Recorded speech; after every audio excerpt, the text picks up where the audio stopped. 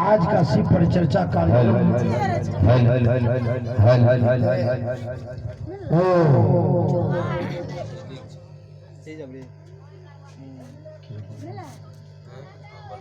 बलराम कुमार की सुपुत्री चांदनी कुमारी के छठियोरी के शुभ अवसर पर शिव परिचर्चा कार्यक्रम निहित है।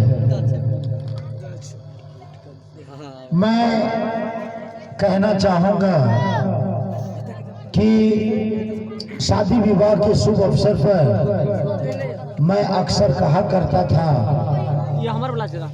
कि बेटी को लक्ष्मी का उपाधि दिया गया है, बेटी को सरस्वती का उपाधि दिया गया है और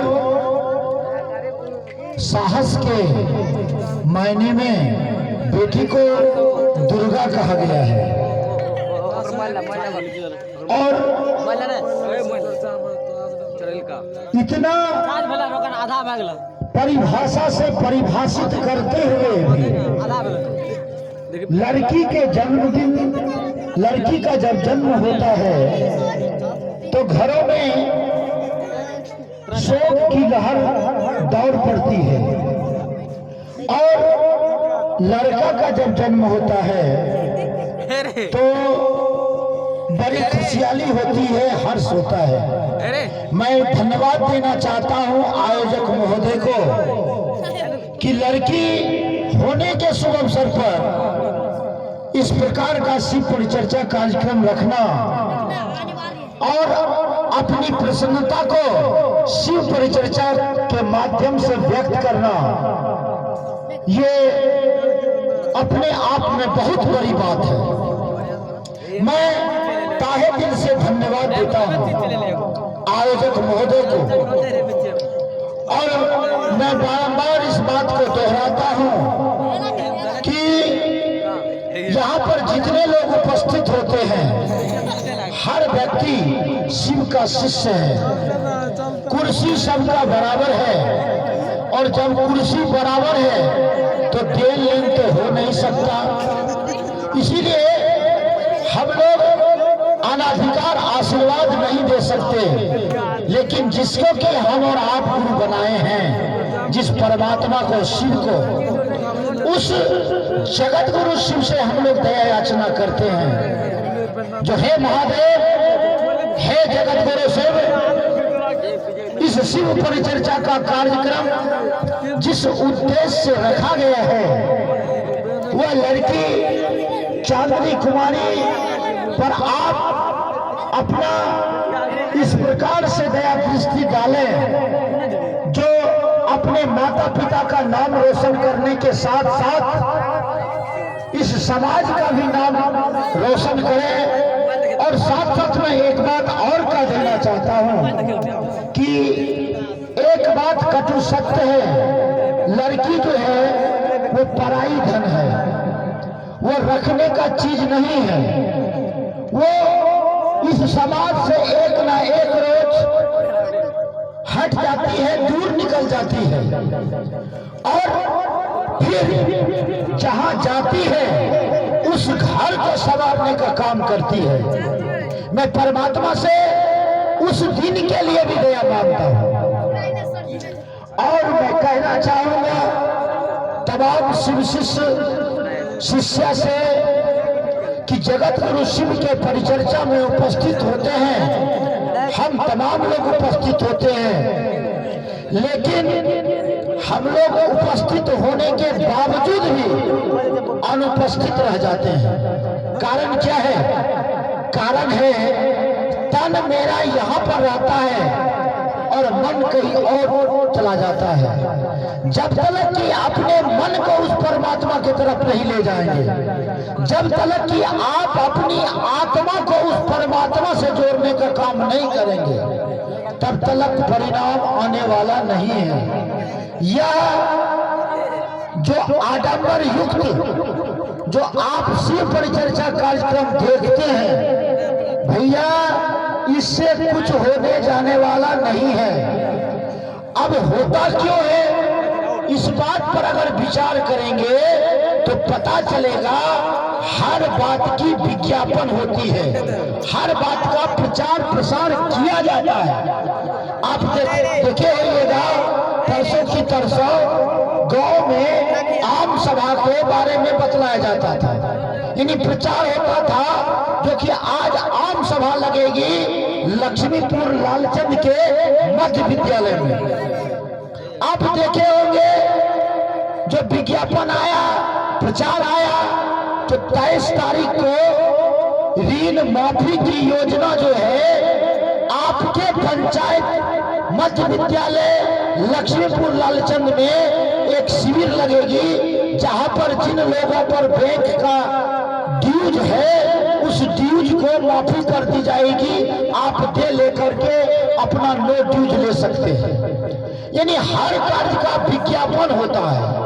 ठीक उसी प्रकार जिन लोगों के कानों तक यह बात आज तक नहीं पहुंचा है, जो शिव गुरु भी हो सकते हैं, इसी बात को उजागर करने के लिए, इसी बात को लोगों तक पहुंचाने के लिए इस ध्वनि प्रचारक यंत्र के माध्यम से शिव परिचर्चा का कार्यक्रम होता है।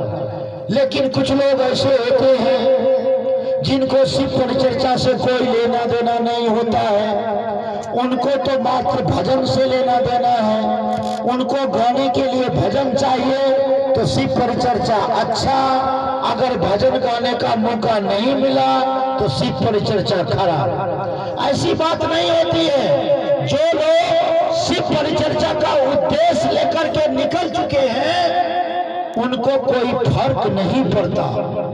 हम अपने बारे में बतलाने का काम करते हैं। जो मैं शिव परिचर्चा में उपस्थित होता हूं और शिव मंच पर मैं पूरे विश्वास और निष्ठा के साथ कहना चाहता हूं कि मुझको ना तो भजन में कोई रुचि है, ना तो मुझे शिव परिचर्चा चर्चा करने में भी कोई रुचि है।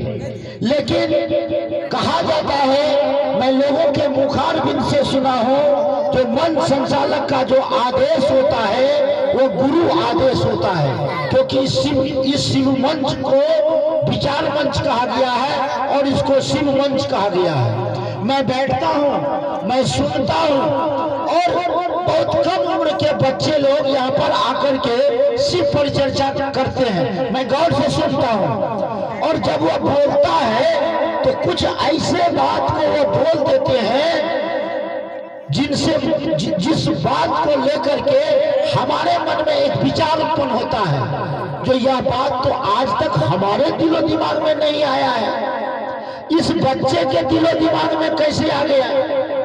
यहाँ पर अभी हमारे नूतन गुरु भाई बोल रहे थे शिव परिचर्चा के माध्यम से, तो आश्चर्य लगता है, जो कि हमसे अच्छा ढंग से चर्चा कोई और कर सकते हैं। और यहाँ पर विद्वता तो दिखाया नहीं जाता है, यहाँ पर तो विचार मंच है। विचार कीजिए, क्या शिव गुरु कैसे हो सकते हैं, हमारा किस ढंग से हो सकता है, अब भजन की क्या आवश्यकता है। देखें, फिल्मी गाना आप सुनते होंगे, फिल्मी गाना बाद में आया है, लेकिन पहले ऋषि मुनि महात्मा संत ने भजन को बनाया। होता क्या है, जो आपको जो वक्ता जो चर्चा के माध्यम से, चाहे वो सत्संग हो, और सत्संग में चाहे वो कबीर पंथी हो, रामानंदी पंथी हो, कोई भी आशुतोष महाराज का पंथ हो, कोई भी हो, वहां पर आहिस्ते आहिस्ते आप बात समझिएगा, इसके बाद परमात्मा से आप जुड़िएगा। लेकिन जगत गुरु भजन के माध्यम से अगर आप यहाँ पर भजन गाते हैं तो भजन जो है वह बहुत जल्दी, बहुत कम समय में आपकी आत्मा को परमात्मा की तरफ ले जाने का काम करेगा। मैं कहना चाहूंगा, एक मंदिर था, वहां पर एक संत रहते थे और मीरा भाई नाम सुने होगा, कृष्ण का बहुत बड़ी भक्तनी थी। और मीरा ने एक गीत गाया कृष्ण के बारे में। वो संत कहा, जो गाना कहा शब्द तो बहुत अच्छा था, लेकिन तुम्हारा भजन का राग जो है वो राग सही नहीं था।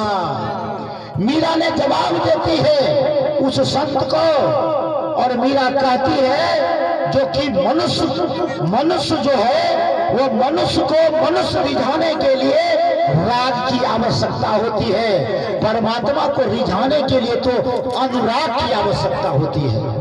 इसीलिए मैं कहना चाहूंगा भजन का लय जो भी हो, भजन का जो भी लय हो, मैं लय पर बात नहीं करूंगा। भजन का शब्द क्या कहता है, हमारे बड़े विभ्राता साहब श्री हरेंद्रानंद जी ने कहा, तो शब्द पर ध्यान दीजिए। रात काफी हो चुकी है और सारे गुरु भाई लोग हैं, इसीलिए मैं वक्त की अहमियत को समझता हूं, क्योंकि इस गुरु विचार को लेकर के चला हूं, इसलिए मैं ज्यादा वक्त नहीं लूंगा। और मैं कहना चाहूंगा अंत में, जो हमारे समाज के और मेरे भाई समान ब्रंची भाई, और जो कि लक्ष्मीपुर लालचंद सिंह परिचर्चा का एक खासियत है, यहाँ पर अलाउंस नहीं होता है, जो आप क्या दिए नहीं दिए और लिया भी नहीं जाता है। लेकिन उनका आग्रह था कि मैं आपकी परिपाटी को देख करके, आपकी व्यवस्था को देख करके, आप जो लगे हुए हैं समाज के उत्थान के लिए, हमारे ब्रंची भाई उन्होंने इस शिव परिचर्चा कमेटी को 100 रुपया 101 रुपया उन्होंने देने का काम किया। मैं लाख मना किया, लेकिन उनका इच्छा था जो नहीं मैं दूं और 2 शब्द मेरे बारे में कहा जाए, उस जगत गुरु शिव तक बात पहुंचाया जाए। तो मैं भाई ब्रंची भाई के लिए कहना चाहूंगा, जो ब्रंची भाई आपके दिल का जो अरमान है, आपके दिल का जो आन है, आपके दिल में जो मंजिलें निहित है, मैं अपने गुरुदेव जगत गुरु शिव से दया याचना करता हूँ भाई ब्रंची जी के लिए, जो आपकी पुकार जगत गुरु शिव तक पहुंचे और आप जिस मंजिल तक जाना चाहते हैं उस मंजिल तक आपको जगत गुरु शिव ले जाने का काम करेंगे। क्योंकि आप समाज में आपका एक ऐसा कृति है, आपका समाज में एक ऐसा व्यवहार है, आपका समाज में एक प्रकार का ऐसी साख है, जिन्होंने आप शिक्षा पर बात करते हैं, आप समाज को आगे बढ़ाने का बात करते हैं, आप चाहते हैं हमारे गांव, हमारे जाति या हमारे पूर्ण समाज लक्ष्मीपुर लालचंद या लक्ष्मीपुर लालचंद पंचायत के बच्चे विकास के रास्ते पर अग्रसर हो, विकास के रास्ते पर आगे बढ़े, उनमें शिक्षा आए और शिक्षा को प्राप्त करके उस अपने इस भारत भूमि के संस्कृति को समझने का काम करें। मैंने ऐसा देखा हो कि ब्रंची भाई का ऐसा भावना है और उन्होंने इस समाज का सेवा करने के लिए चाहा भी, लेकिन परमात्मा का मंजूरी नहीं था। लेकिन परमात्मा का जब मंजूरी होगा, इस समाज का जब दया होगा, जब ब्रंची भाई की भावना को यह समाज लक्ष्मीपुर लालचंद पंचायत अगर उस भावना को समझ लेंगे, तो ब्रंची भाई का जो मकसद है उस मकसद में कामयाब तक और उस मंजिल तक पहुंचाने का काम जगत गुरु शिव के साथ साथ इस समाज का भी होगा। मैं इन्हीं शब्दों के साथ मैं अपनी चर्चा को जगत गुरु शिव एवं मैया भवानी के चरणों में शुभारंभ करते हुए विराम देने से पहले पुनः कहना चाहूंगा कि आज के शिव परिचर्चा कार्यक्रम जो है, मैं डंके की चोट पर कहता हूं, जो लड़की होने के लड़का होने के उत्सव में नहीं बल्कि लड़की होने के उत्सव में पहली बार शिव परिचर्चा का कार्यक्रम हो रहा है, जिससे मैं गदगद हूँ। मैं पुनः उस बात को दोहराना चाहता हूँ जो शादी विवाह के अवसर पर मैं अक्सर कहा करता था कि आखिर बात क्या है, जिस बेटे लक्ष्मी कहता है, सरस्वती कहता है, उस लक्ष्मी उस बेटी को पैदा होने पर घर में मातम छा जाता है, समाज में मातम छा जाता है। मोबाइल पर उदासी भरी शब्दों में, उदासी भरी लफ्जों में लोग कहता है लड़का नहीं हुआ लड़की हुआ। लेकिन आज मैं डंके की चोट पर कहना चाहूंगा, जो कि हमारे जो बीजल भाई हैं उनको पोती हुआ, और उन्होंने जो अपनी उदारता लड़की के प्रति दिखलाने का काम किया है, ये एक सराहनीय कदम है। मैं समाज को भी कहना चाहूंगा, समाज को भी सोचने के लिए कहूंगा, जो आप लोग लड़की होने पर उदास मत होइए। अपने भाग्य से कोई पैदा होता है और उसका भाग्य क्या कहता है। माता पिता भाग्य विधाता नहीं है, भाग्य बतलाने वाले हैं, और शिक्षक जो है वो भी भाग्य विधाता नहीं है, बल्कि वो भाग्य बतलाने का काम करते हैं। भाग्य विधाता तो वो है जो संसार में भेजने का काम किया है, उसके बारे में पूर्ण जवाबदेही उसके पास में है, हम लोगों के पास नहीं है। इन्हीं शब्दों के साथ मैं अपनी चर्चा को जगत गुरु शिव एवं मैया वाणी के चरणों में स्वारंभ करते हुए विराम देता हूँ। पुनः आप तमाम उपस्थित गुरु भाई गुरुबानों को प्रणाम करता हूँ। जय गुरुदेव।